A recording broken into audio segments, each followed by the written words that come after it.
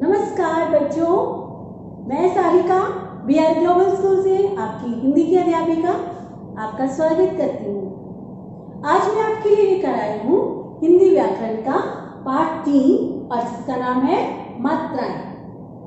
बच्चों, इससे पहले हम लोगों ने हिंदी व्याकरण में भाषा और वर्ण विषय के बारे में पढ़ लिया है और जैसा कि आप जानते हो वर्ण 2 प्रकार के होते हैं, स्वर और व्यंजन।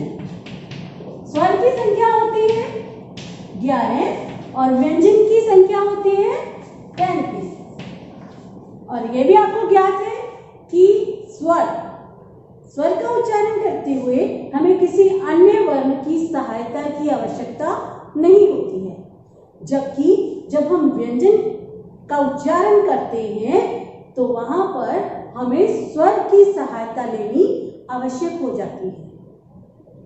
अर्थात व्यंजन अपने आप में अधूरे हैं, इनका उच्चारण करते समय हमें स्वरों की सहायता की आवश्यकता लेनी पड़ती है।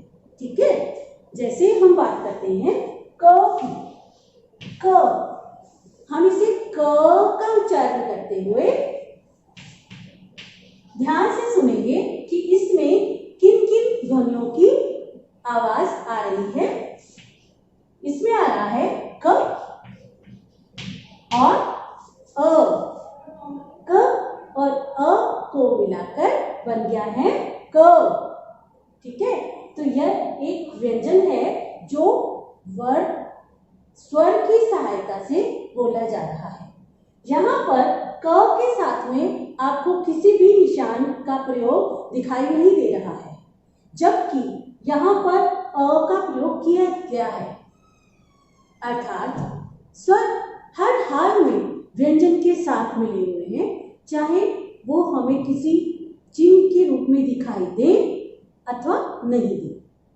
जब हमें व्यंजन के साथ में स्वर किसी चिन्ह के रूप में दिखाई देते हैं तो वही चिन्ह उसकी मात्रा कहलाता है। जैसे कि हम क के साथ में एक चिन्ह का प्रयोग कर रहे हैं। एक हमने क से ऊपर की तरफ से ले जाते हुए नीचे की तरफ एक चिन्ह का प्रयोग किया है। यह है छोटी ई की मात्रा, क को छोटी ई की मात्रा, तो इससे बन गया है की। ठीक है, तो ये जो चिन्ह का प्रयोग हमने किया है यह है इसकी मात्रा। तो आज का हमारा जो अध्याय है, आज का जो हमारा विषय है, वो सभी मात्राओं के साथ ही संबंध रखता है। तो आइए अब मैं आपको स्वरों को मात्राओं के रूप में हम किस तरह से लिखते हैं ये समझाती हूँ। ये देखिए, स्वर क्या कर रहे हैं? कुछ समझ आया क्या बच्चों? जो स्क्रीन पर दिख रही हैं वे स्वरों की मात्राएं हैं। क्या हैं? मात्राएं।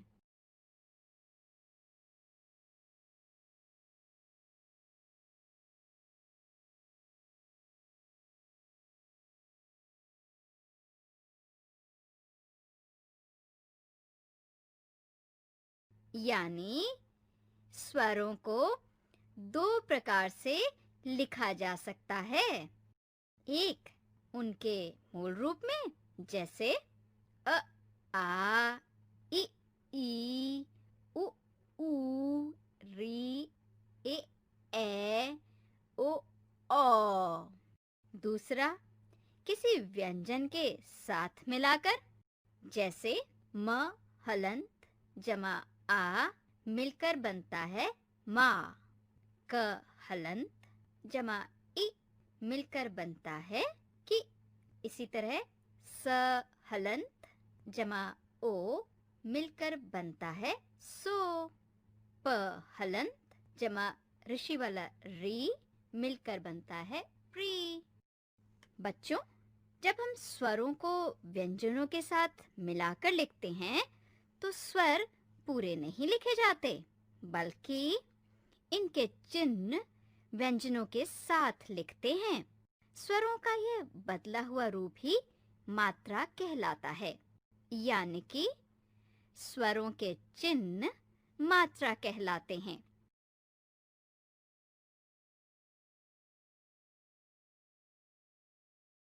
आइए सभी मात्राओं को ध्यान से देखें। बच्चों, हमेशा याद रखना कि अ की मात्रा नहीं होती, आ की मात्रा होती है ऐसी, मामा। ई की मात्रा होती है ऐसी, दिल। ई की मात्रा होती है ऐसी, पीली। उ की मात्रा होती है ऐसी, सुन। ऊ की मात्रा होती है ऐसी, फूल। री की मात्रा होती है ऐसी, गृह। ए की मात्रा होती है ऐसी, केला। ए की मात्रा होती है ऐसी, पैसा।